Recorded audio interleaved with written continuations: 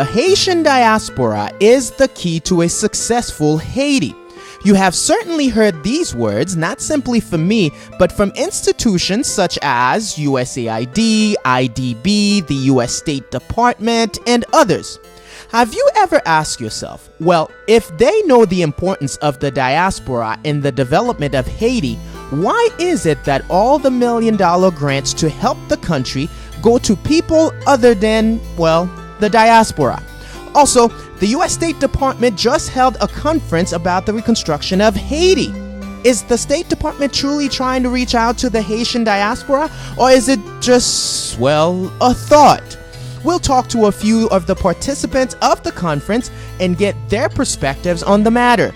Don't miss this special edition of Color of Hope this Tuesday at 7:30 p.m. Standard Time on telelakaitv.com.